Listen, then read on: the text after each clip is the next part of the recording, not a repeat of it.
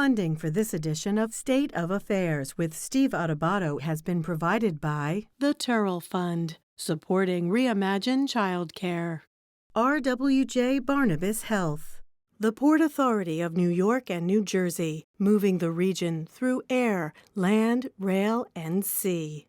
Choose New Jersey.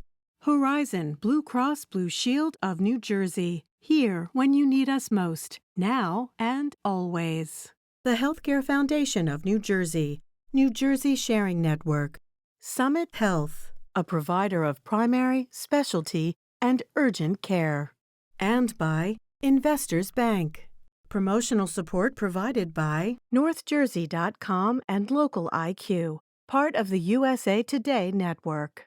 And by Meadowlands Chamber, building connections, driving business growth.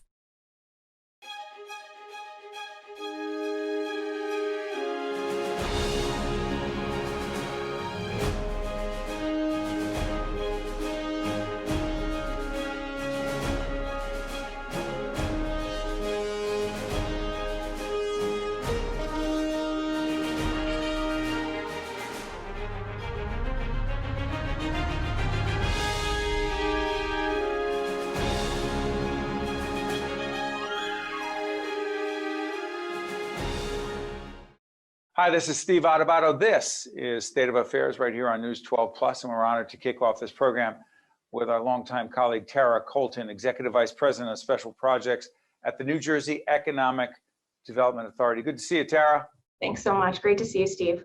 On this program, you'll see in just a moment, we talked heavily about childcare, the connection between quality, accessible, affordable childcare and the economic vitality of the state and nation as part of our Reimagine Childcare initiative that we're involved in. But I want to talk to you about film and television production. What specifically is the Economic Development Authority doing to promote more film and media production in the state?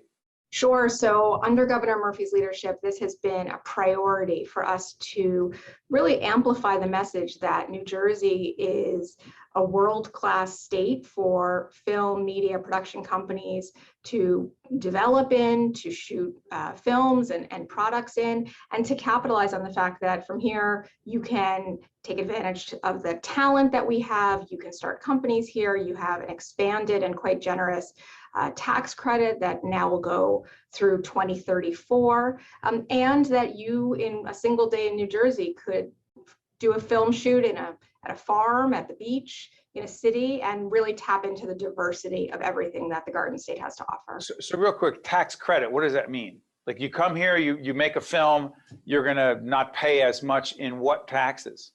Right, so it's a dedicated tax focused on particularly the corporate business tax and looking at the expenses that are incurred with production, hopefully large scale production, and looking at ways that that can be offset. We believe New Jersey has one of the absolutely most competitive tax credits available for film and media development. And it's something that we think will, in the coming years, bring more and more companies to New Jersey. We're seeing that already happen, and we anticipate it growing really significantly over the coming decade. And it's not just about film production, it's about the jobs they create. Absolutely. Tara Colton, yeah, I'm sorry for interrupting, Tara. This is Tara Colton from the Economic Development Authority. Thank you, Tara, for joining us and kicking off the program. This is State of Affairs right here on News 12 Plus. Hi, everyone. I'm Steve Adubato. We kick off the show with Mr. Robert Sinclair Jr., Senior Manager of Public Affairs at AAA Northeast. Good to see you, Mr. Sinclair. Good to see you. Thanks very much for having me. You got it. Hey, listen, we're doing this as the summer gets underway in New Jersey. You'll be seen a little bit later as well. Travel.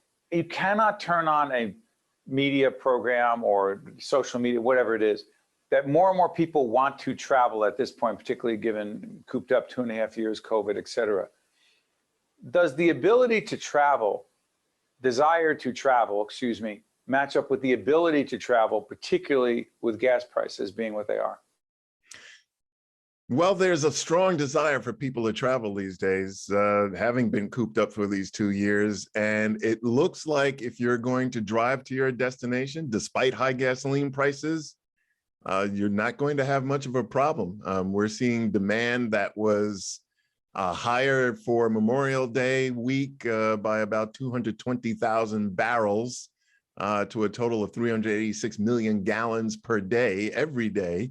And that was higher compared to the week before. And going into the 4th of July holiday, we are anticipating record car travel, the most people driving to their destination ever for the holiday. And this is despite the fact that gasoline prices approach $5 per gallon in many states, or exceed $5 per gallon. So it looks like the demand is very strong. If you're going to fly, you might have a problem, because the airlines got rid of a lot of people during the pandemic, and now there's an insufficient number of pilots, there's an insufficient number of cabin crew available. They even don't have enough people to staff the terminals at the gates.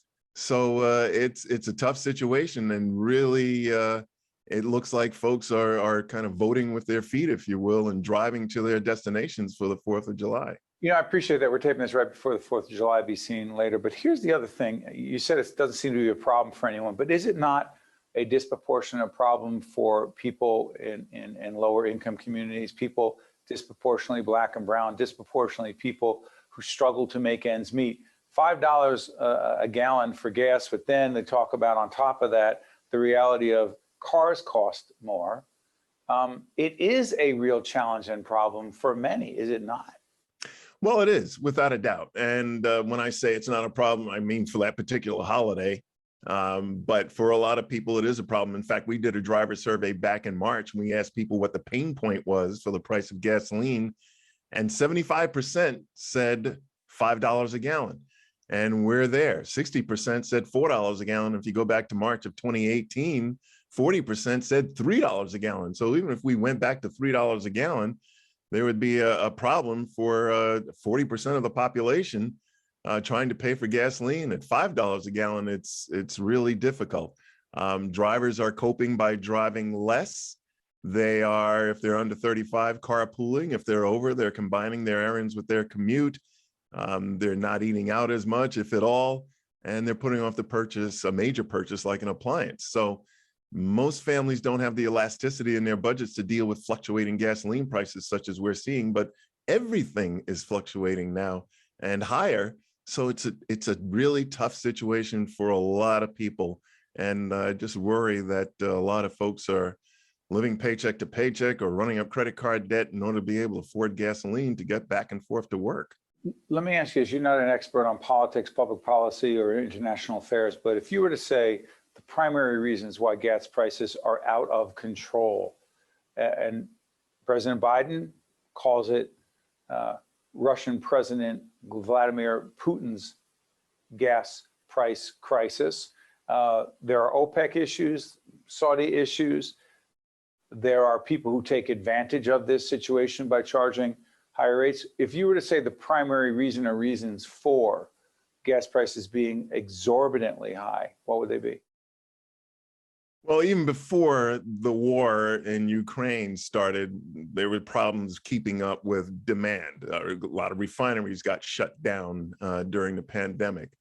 Oil drilling rigs got shut down. And in fact, April 20th of 2020, they were paying you to take crude oil off their hands. Now the economy's come roaring back after we have gotten over COVID. And I would say now, without a doubt, the main reason is the war in Ukraine. Russia is a major producer of crude oil, upwards of 9 or 10 or 11 million barrels per day. And global daily consumption is about 100 million barrels per day. So you're taking 10% of the market off the market with the sanctions on the part of the European Union and the United States. And so that 90% that's left has to be distributed among all the nations, and suddenly it becomes more valuable and more expensive. So if we could stop this war and return to political and market stability, that would go a long way to helping with gasoline prices such as what we're seeing.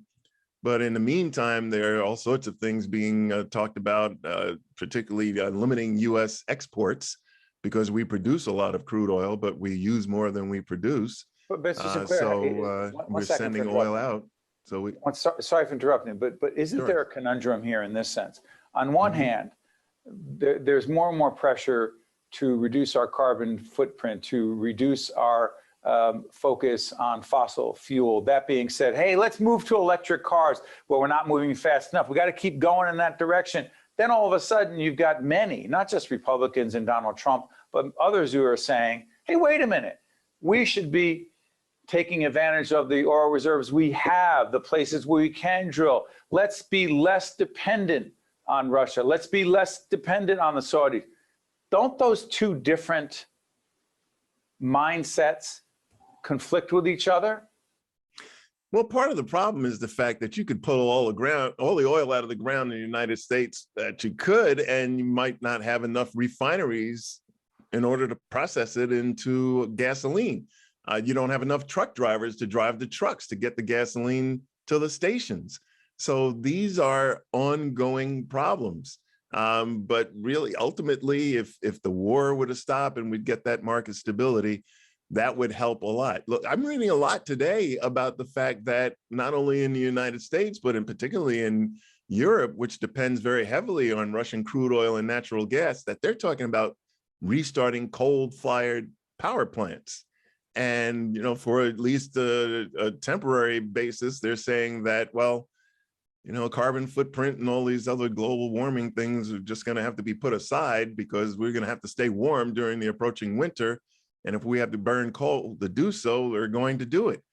So a lot of things are being turned topsy-turvy as a result of this ongoing conflict and the problems that it's creating with the availability of crude oil and as a result, the price. So clearly the folks at AAA are thinking about a lot more than getting cars on the road or traffic or no traffic, et cetera. Yeah, and you know, all the talk about switching to electric vehicles, the grid is not ready. You can't make the great American road trip with an electric vehicle without a lot of detailed planning. And the average transaction price for an electric vehicle right now is $61,000.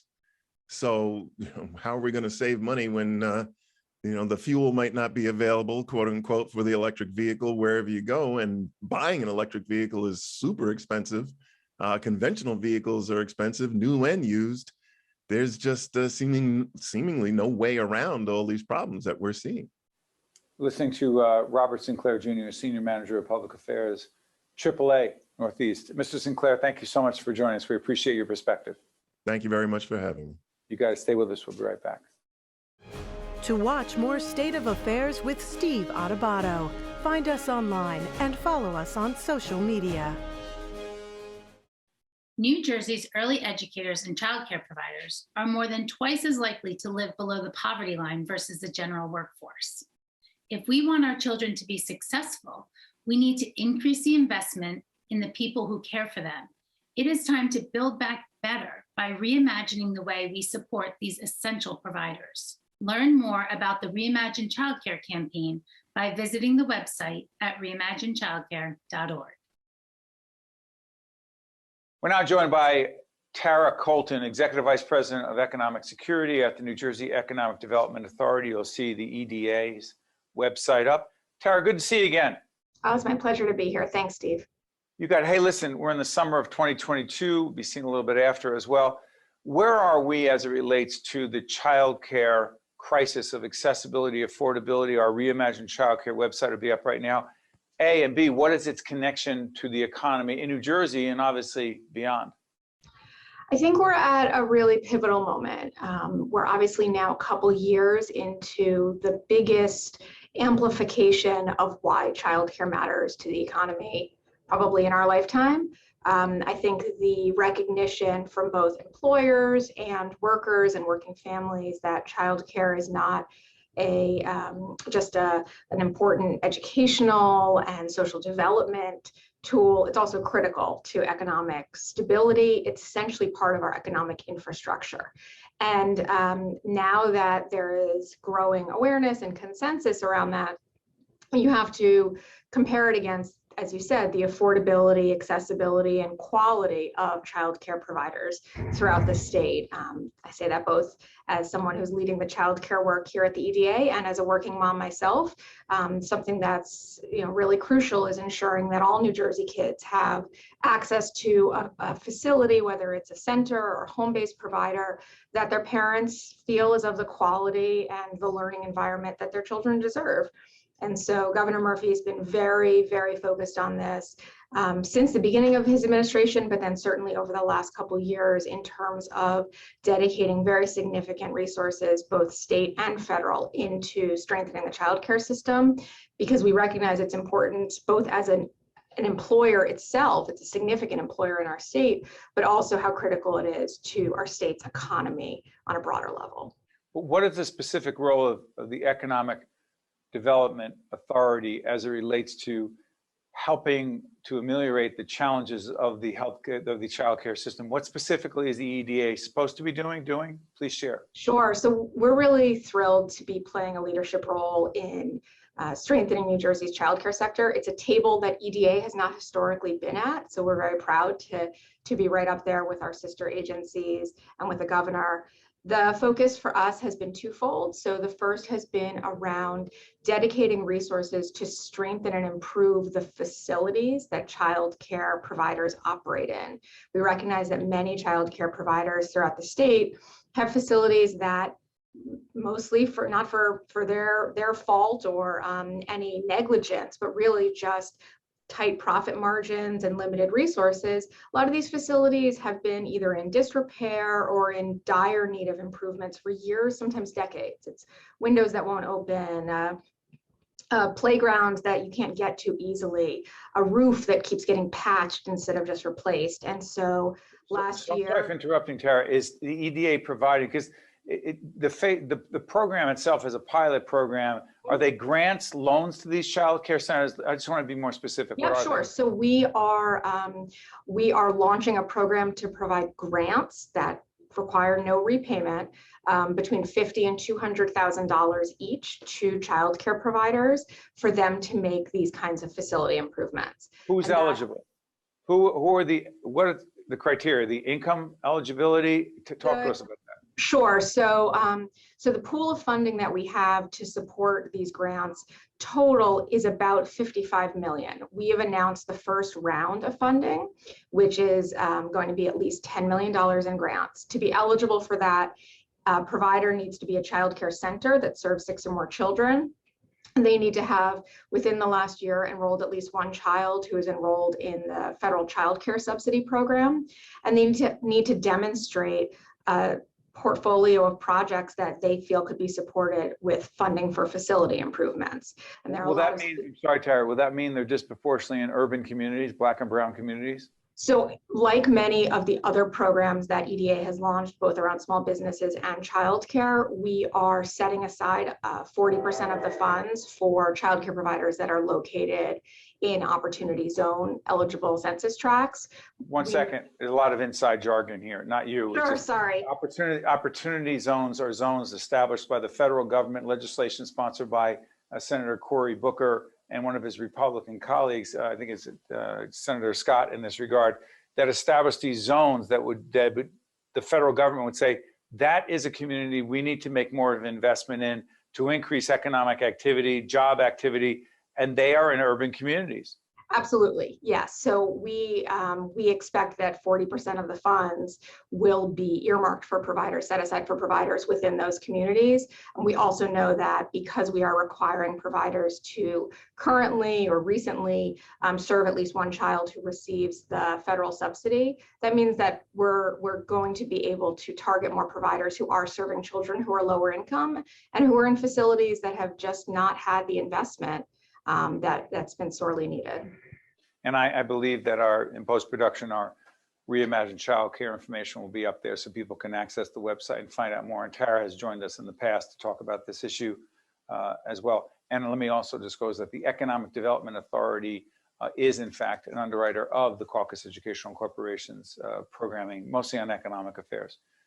Tara, thank you so much for joining us. We appreciate it. My pleasure. Thank you so much, Steve. You got to stay with us. We'll be right back. To watch more State of Affairs with Steve Adubato, find us online and follow us on social media. It's time to talk about gun safety, gun violence, gun control with Dr. Michael Anestis, who's Executive Director of the New Jersey Gun Violence Research Center at Rutgers University. Good to see you, Doctor. Thanks for having me. You got it. We're taping this at the end of June 2022. It's one horrific, either mass shooting or shootings in communities across the state and across the nation. For those who are arguing vociferously for no changes in existing gun laws, we'll talk about what's supposedly going on in the United States Senate in just a moment, that leave it the way it is, that guns don't kill people, people kill people. Let's just focus on mental health. Talk to us. What don't we understand? So I can understand the intuitive appeal of that, and I'm a clinical psychologist. I love the idea of increasing access to mental health care, but the data repeatedly shows that mental illness is not the primary driver of gun violence, and mental illness is not unique to America, but incessant gun violence is. So it does not point towards mental health care as the solution to this problem. And, you know, New Jersey argues, the governor argues that New Jersey leaders and Governor Murphy argue that New Jersey is among the toughest gun laws in the nation. But you believe there's some changes that need to be made. What are they? So I agree. We have some of the strictest firearm legislation in place, a lot of it data-driven. And as a result, we also have some of the least gun violence in the United States as well. But we can go further to do some things that make a difference. For me, safe firearm storage is by far the most powerful tool we have at our disposal. What does that mean? I'm sorry for interrupting, Michael. Storage, you mean where they are?